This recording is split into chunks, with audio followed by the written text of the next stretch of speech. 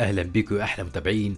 قبل ما نبدا ما تنسوش تصلوا على النبي عليه افضل الصلاه واتم التسليم، وما تنسوش الدعم باللايك والشير للفيديو والاشتراك في القناه وتفعيل الجرس علشان يوصلكم مننا كل جديد. حلقتنا النهارده من فيلم دولفين بوي او الولد الدولفين.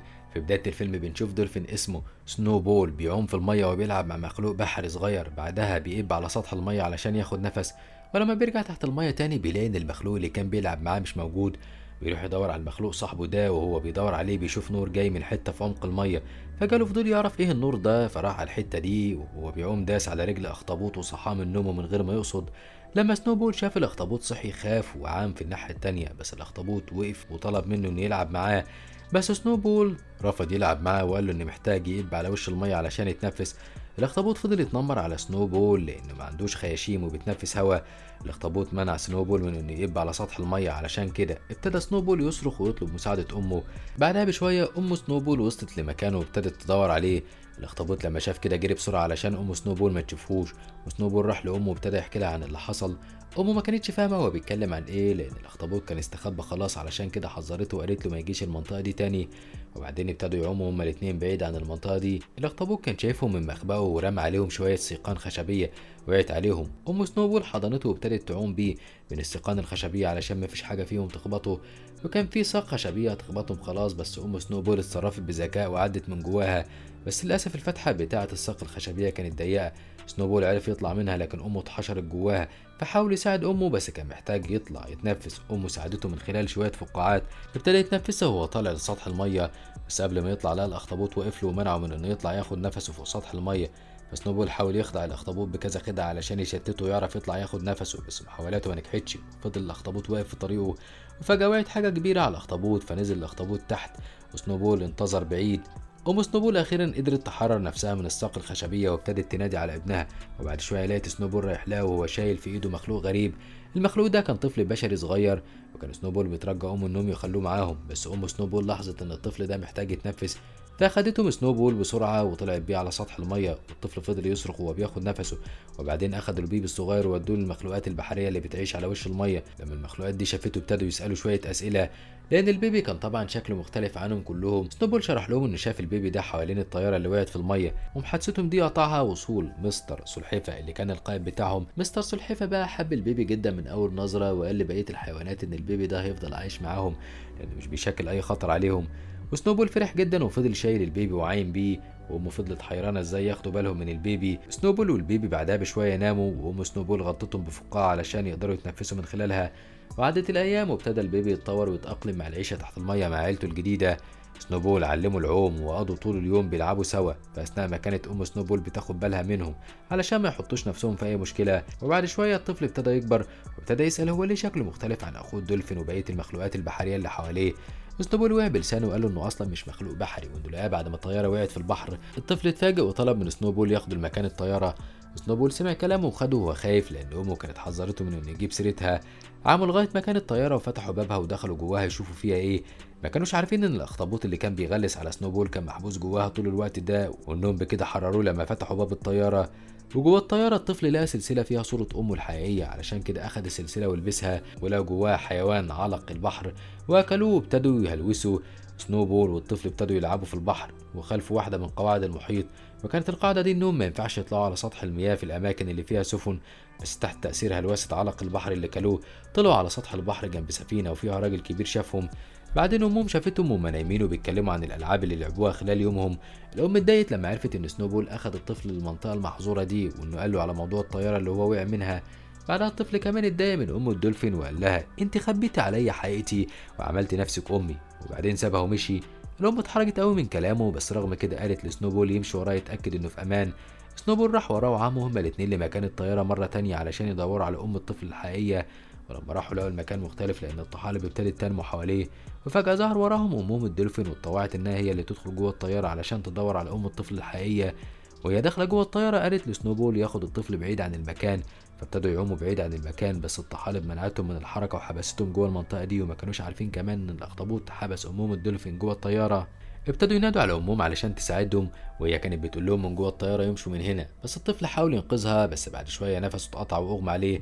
سنوبول اخده ورفعه لحد سطح الميه علشان ياخد نفسه، وبعدين راحوا لمستر سلحفة علشان يقولوا له على المشكله اللي امهم فيها. وبعد شويه جت حيوانات يشتكوا لمستر سلحفة من سلوك سنوبول والطفل اللي طلعوا على سطح الميه في وجود قارب، وده طبعا ممنوع في البحر. وحصلت مشاده كلاميه عنيفه ما بينهم، قطع الاخطبوط اللي جه ونفس حبره السام على سنوبول، وحكى لهم ازاي انه كان محبوس جوه الطياره وكان بيتغذى على علق البحر اللي خلاه يكبر، ودلوقتي هو عاوز يخلي كل الحيوانات البحريه تحت سيطرته من خلال انهم يستنشقوا الحبر السام بتاعه. وسنوبول حاولوا يدافعوا عن نفسهم ضد الاخطبوط، بس اتحبسوا جوه دراع الاخطبوط القويه. ساعتها في صياد رمى شبكته علشان يصطاد الحيوانات البحريه، وسنوبول عض الاخطبوط من دراعه واتحرر منه، وبعدين دخل جوه الشبكه هو والطفل. الراجل العجوز سحب الشبكه وشاف جواها الطفل واداها لكافيه كابتن ميوفاريد اللي عرف الست اللي صورتها موجوده في السلسله اللي لابسها الطفل. الطفل كان لسه مغمى عليه، ولما فاق جري ناحيه البحر علشان يشوف سنوبول. الراجل منعه ينزل الميه، وبعد شويه الطفل شاف سنوبول على الشط مع بقيه الدلافين وكان مفكره ميت فزعل جدا وفضل يعيط على جسمه، بس سنوبول فاق وحضنوا بعض. سنوبول بعدها قال له ان امهم ماتت وقرروا يرجعوا لمكانهم في الميه تاني. الطفل حاول يزق سنوبول في البحر بس ما كانش عارف، فجي ميوفاريد وساعده وزق سنوبول في البحر. ولما كان الطفل بيستعد انه يروح معاه، ميوفاريد وراه السلسله بتاعته وقال له انه عارف امه وممكن ياخده ليها. لما سنوبول سمع كده ودع الطفل وخلاه يوعده انه يرجع تاني يشوفه بعد ما يلاقي امه. تاني يوم ميوفاريد راح لاجتماع البحارين علشان يسجل في مسابقة بحرية جديدة. كان شغال بحار بس فتح مشروع الكافيه بعد ما سفينته اتحطمت، فكان بيخطط انه يكسب المسابقة البحرية وبفلوسها يشتري مركب جديدة. الطفل صحي في بيت ميوفاريد ولقى نفسه مقفول عليه جوه أوضة. صحي وبص بره وشاف مرات ميوفاريد وبنته، وبعدين عرف يطلع من الأوضة وراح السوق يدور على امه. وفي السوق فضل ينادي على امه ويدور عليها وسط كل الستات.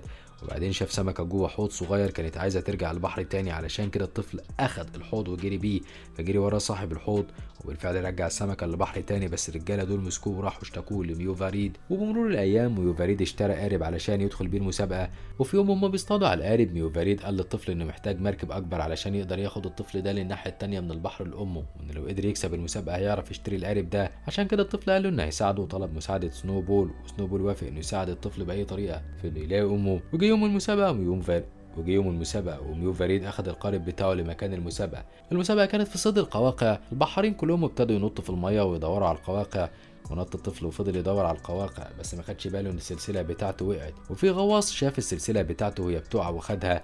وبعد شويه المسابقه خلصت بس ما كانوش لاقيين الطفل خالص. بعد شويه الطفل طلع من الميه وراح لميوفاريد وهو معاه لقالق بدل القواقع. اللقالق كانت غاليه جدا وكافيه انها تخلي ميوفاريد غني. الراجل فرح جدا باللي عمله الطفل معاه، بس فرحته ما كملتش وهجم عليه قراصنة وخدوه هو والطفل لسفينتهم. القراصنة أظهروا نفسهم واتضحوا إنهم ستات وأخدوا اللقالق من ميوفاريد، وبعدها غموه وأخدوه هو والطفل لجزيرتهم علشان يقابل قائدتهم. الستات خدوهم معاهم لكهف، وجوه الكهف كان في ست بتعمل شوربة. الست دي كانت هي قائدة القراصنة، واتعرفت على ميوفاريد اللي هو جاب أم الولد ده ليهم. وأثناء ما كانوا بيتكلموا الطفل اتسلل لأوضة، وهناك شاف امه طافيه على وش الميه بتلمع وهي فاقده الوعي. وفي الليله دي حكوا له قصه ازاي الطياره اللي كانت راكباها امه خبطت في المركب بتاع الكابتن ميوفاريد، وامه اديته لسنوبول قبل ما ميوفاريد ينقذها ويديها للقبيله دي. وحاولوا يعالجوها، وعلى الرغم من انها كانت فاقده الوعي بس كان جسمها جواه مصل لاي سم. واثناء ما كانوا بيتكلموا جه راجل وانضم لهم. الراجل ده كان هو الراجل اللي اصطاد الولد الصغير بشبكته، وهو نفس الراجل اللي اخذ السلسله بتاعته لما وقعت منه. الراجل رمى بندقيته وقال لهم انه مش هيأذيهم وانه بيدور على المصل اللي موجود على الطياره، وطلب منهم يخلوا الطفل يودوه لمكان الطياره. بس قائده القبيله رفضت. واثناء ما كانوا نايمين الطفل صحى الراجل وراح معاه لمكان الطياره، ونادى الطفل على سنوبول وراحوا كلهم للطياره علشان يجيبوا المصل. وراحوا جابوا المصل وادوه للراجل، واللي عمله الراجل بعد كده فاجئ الطفل. الراجل رماه بره القارب وما كانش عايز يركب معاه. الطفل هجم عليه وطلع معاه على القارب وقلعه دقنه، واكتشف انها دقن عيره وانه كان بيتظاهر انه راجل كبير مع انه شاب صغير. بعدها الراجل ده حكى له عن قصه امه، حكى له انه هو وامه كانوا شغالين على دواء بيجربوه على السمك. الدواء ده كان بيساعد الحيوانات الصغيره انها تكبر وتبقى اقوى. وفي يوم واحد من الحيوانات اللي خدوا دواء قتل ابوه، ولما ام الطفل عرفت ان الدواء ده خطير اخدته علشان خاطر تتخلص منه. بس الراجل وقع الطياره علشان يستعيد الدواء ده، بس ما قدرش يستعيد الدواء وفضل يدور عليه 10 سنين لحد ما الطفل وسنوبول لقوه. الطفل لما سمع الكلام ده اتعصب وهجم على الراجل، بس فجأة الاخطبوط طلع من البحر وكان حجمه كبير جدا، وكان تحت سيطرة الراجل ده لأنه كان بيتغذى على علق البحر اللي كان مخلوط بالدواء اللي كبر حجمه بالشكل ده. الاخطبوط هجم على الطفل بس سنوبول انقذه واخده معاه للجزيره، ولسوء حظ سنوبول استنشق حبر كتير من حبر الاخطبوط واتصاب. علشان كده قائده القبيله شربته ميه من اللي نايمه فيها ام الطفل، وساعتها سنوبول خف من السم والطفل فرح. بعدها شافوا ان لون البحر بقى اسود بسبب سم الاخطبوط، علشان كده قائدة القبيلة فتحت البوابة بتاعة المصل فنزلت على البحر طهرته، وسنوبول والطفل نزلوا المية علشان ينقذوا الحيوانات اللي اتسممت وقادوهم للمكان اللي فيه المية النظيفة اللي فيها المصل، وكلهم اتشافوا واتحرروا من سيطرة الاخطبوط. حيوانات البحر وميو فريد راحوا مع بعض علشان يقتلوا الاخطبوط والراجل الشرير، بس الاخطبوط اتحول لمخلوق عملاق ودمر سفينتهم وبلع الراجل الشرير. البرق ضرب المكان فقامت حريقة في البحر، والاخطبوط ابتدى يتجه للمكان اللي ام الطفل نايمة فيه.